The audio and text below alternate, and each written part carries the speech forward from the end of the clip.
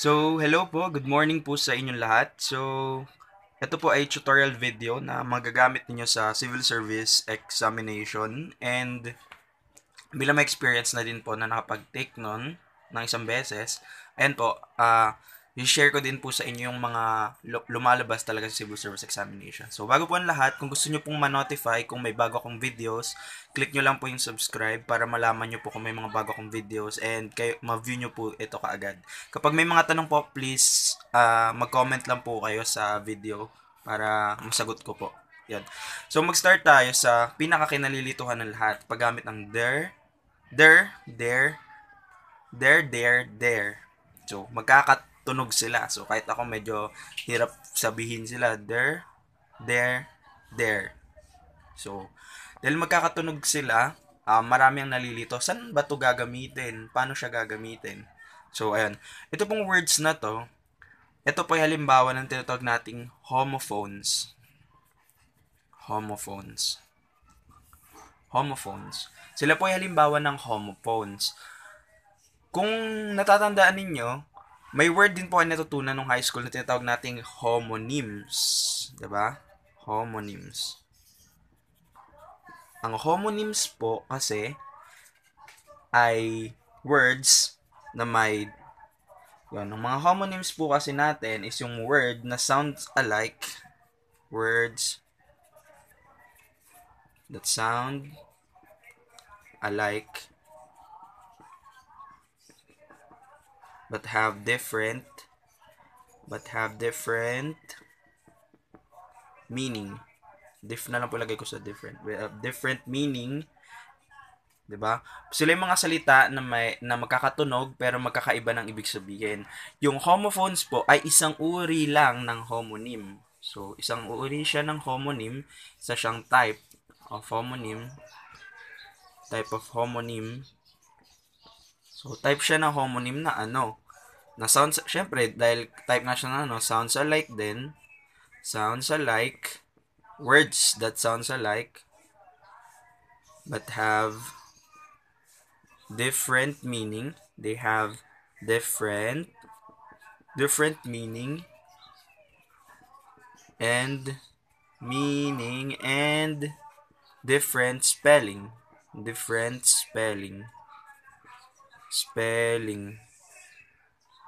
Okay? So, ayan po. So, ayan homophones and homonyms. So, ayan. Naintindihan. Yan. Kung di pa rin nyo po agad siya naintindihan, bibigyan ko kayo ng example para malaman nyo. Kapag homonyms po kasi, di ba, ayan na nga, words that sounds alike but have different meaning. So, bago natin i-specify ito kasi specific type naman ng homonyms tong homophones. Halimbawa, ilagay natin sa example ng homonyms natin is yung fair and fair. Kunyari, ayan. Yung fair, ito ay pwedeng country fair. Ang ibig sabihin niya ay country fair. Pwede ding fair na tong ibig sabihin ay reasonable. Ngayon, magkatunog sila, magkapares din sila ng spelling. Di natin alam kung anong, para kanino yan, anong meaning dapat gamitin natin dyan. Yun po ay nakadepende na sa type ng sentence. Kung paano nila gagamitin yung word. So, ayun, sa kanila lang natin malaman kung anong meaning nila doon. Kung nagamit na din sila sa word.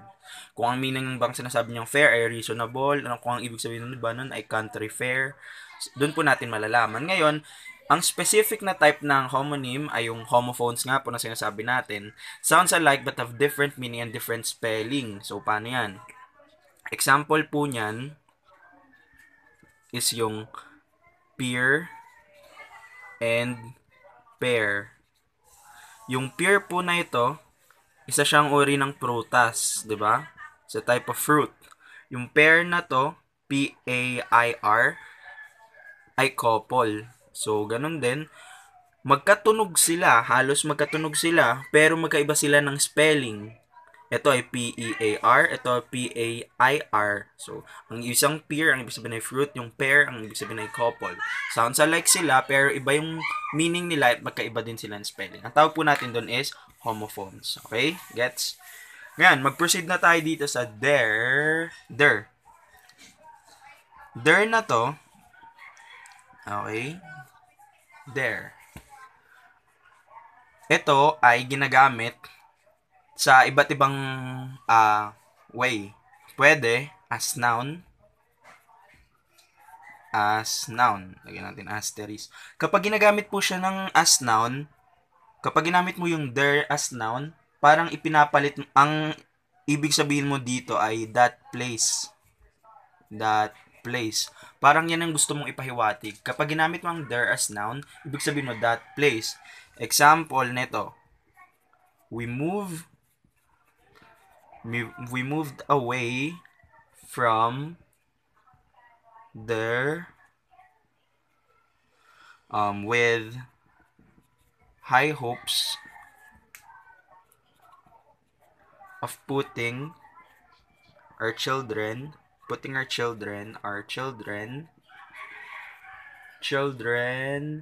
in better school district.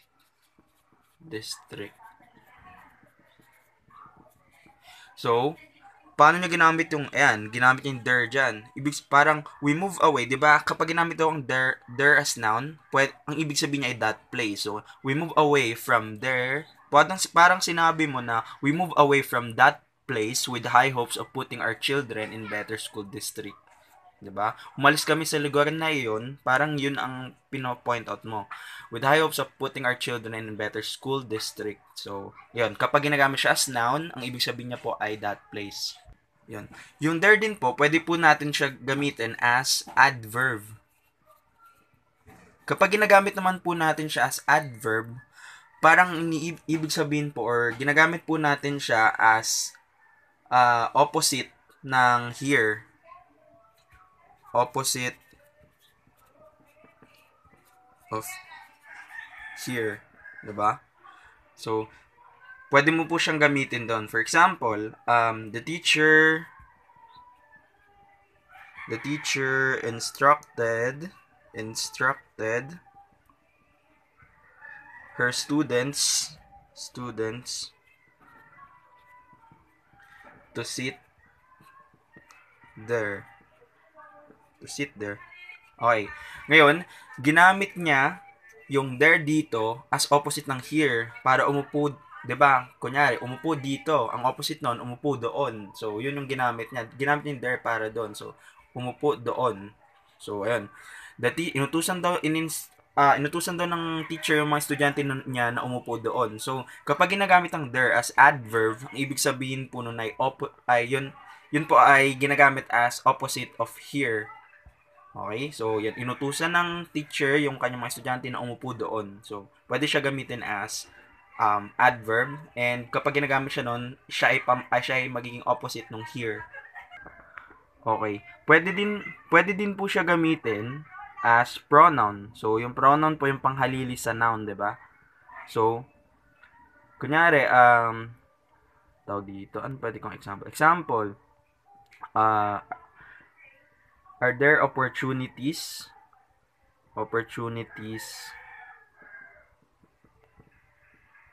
to find work in your state? Are there opportunities? Okay. Yon. Ito po, yung pag ginamit mo siya as pronoun, pwede mo siyang gamitin ganito. So, kung kanina, nung ginamit natin siya as adverb, ang ibig sabihin niya is, siya ay pamalit, or opposite siya ng here. Ngayon, dito, pwede mo siyang gamitin as panghalili sa pangalan. So, ayan, kunyari, are there opportunities to find work in your state? Meron bang opportunities?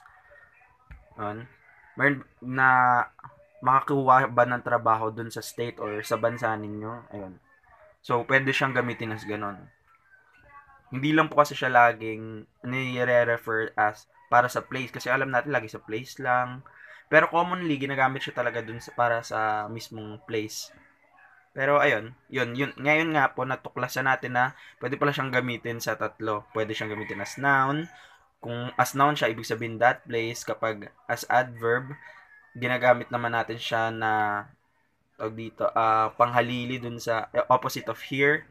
opposite of here siya. Yun yung ibig sabihin niya. Tapos, as pronoun naman po, ayan, nakita na natin. So, ayan. Pero, ayan, more on place naman talaga yung pinaka-definition niya. More on related sa place. Okay, so, punta naman po tayo dito sa there na tayo. There. So, paano naman to? Ito po ay possessive form. Third person, plural possessive na form. It refers, sige, para hindi kayo mator, it refers to something that belongs to them.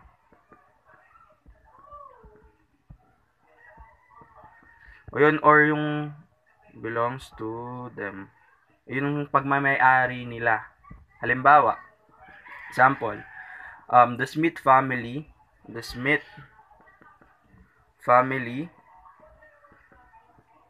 opened their home. Yun, ginamit yung their. Kaninong bahay? 'Di ba? Bahay yun ng Smith. Pagmamayari yun ng Smith family. 'Di ba? So, gumamit tayo ng their. The Smith family opened their home. 'Di ba? So, ganyan po natin ginagamit yung their. Kapag nag-refer tayo sa mga bagay na pagmamayari nila or pagmamayari ng iba. So, pwede din yung example. So, example po yung wealthy business owners keep their valuable property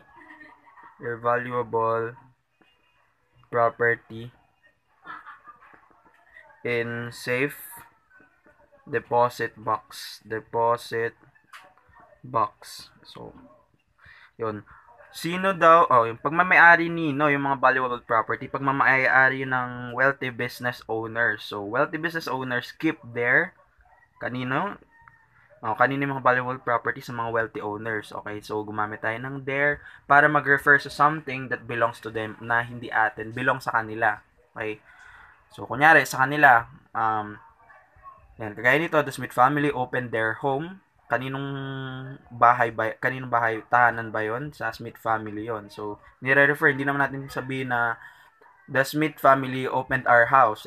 Kung our house, di bahay na natin yon. So, dahil sa kanila yon, we use their as yon. Pamalit doon. Pamalit sa them. Okay. Para kasi ayun ay possessive form, which means parang pagmamayari nila. Okay, yung last naman is yung there na may ganito. Pag nakita po kayo ng may ganito, yun pa yung contraction, pinagsama lang siya. Kapag ayun, nakita po kayo ng ganito, apostrophe sa taas. Ang ibig sabihin po niyan, makakita kayo niyan, ang ibig sabihin niyan ay they are. Yan po ay pinagsamang they and are, or para di kayo malito, they plus are. They plus are. Pinagsama. So, pag pinaiksi nila, ginagawa na lang natin ganyan, there. Kasi, pag kunyari, ayaw mo sabihin ng they are pa, pwede mo na lang sabihin there. Ganyan, gintong there. Theyre. So, for example, they're training for a marathon. By running 10 miles. 10 miles a day. 10 miles a day. So, ayan. Pwede mo din sabihin na they are, as in ganito, na they are training for a marathon by running 10 miles. 10 miles a day. So, ayun, pwede din po yan. Pero, yun nga po, ginagamit lang yung mga ganitong type ng spelling. Kung gusto mong pa-XN, contraction kasi yan. There, pwede yan. Pwede itong they are. Pero yun yung gamit ng there na may ganito. Theyre. Ang ibig sabihin niya ay they are. So, ganun siya. Siya yung pinamadali sa kanilang tatlo. So, ayun. Try po natin magsagot ng mga halimbawa na ginagamit ng there. Go. So, ayan po. Ito yung example natin. Subukan natin siyang ilagay dito. Kung paano natin, kung natandaan nyo po kung ano yung mga ibig sabihin nila, subukan natin silang ilagay sa mga blanco. May mga blank na sentences. So, ayan po. Bibigyan ko kayo ng time. Pwede nyo pong i-post muna yung video. Subukan nyo muna tong sagutan. Then, ibibigay ko din yung answer. Para masagutan nyo, i-post nyo saglit yung video, tapos subukan nyo sagutan. Okay, assuming na na-post nyo na po yung video, at ayun, i-check nyo na yung answer. Ito po yung pinakasagot. Okay? Blank going to have to save blank money wisely to afford that big house over blank. So, una, yung there na may na contraction, which means they are, di ba? Ibig sabihin, they're going to have to save their money, ang pera nila, wisely to afford that big house over there. Over there. Yan. Oh, ito yung sagot. They are, parang there, diba? Is they are. They're going to save, they're going to have to save their money wisely to afford that big house over there. Okay? Next, number 2. Is that blank dog over there? Okay? So, nasabi ko na yung sagot sa dulo. Sorry. Ayan. There. Is that their dog over there? Over there. So, yun ba ay kanilang aso? Yun. Is that their dog over there? Yan. Tas, kadalasan yan, ituturo mo yan. 'Di ba? Pero yan, is that their dog? Kasi hindi naman ating aso. Aso ba nila yun? Kaya there nilagay natin. And yun, nag-refer ka sa place dito. Kaya over there, nagturo ka niyan. So, ayan, yun yung tamang sagot. Next, number 3. I love that blank offerings blank love and support. Okay? Okay, so ayan po. Dito, I love that. Sagot ay their offering their na isa ulit. Their love and support. I love that parang may pause. I love that they are offering their love and support. So, parang I love that they are offering their love and support. So, ayun po yung sagot sa paggamit ng there, and there. Sana may natutunan po kayo. And, kung gusto ma-notify kung may bagong videos, click nyo lang po yung subscribe button. Then, madadagdagan pa po yung English tutorial videos natin. Yun lang po muna sa ngayon, and good luck. Salamat!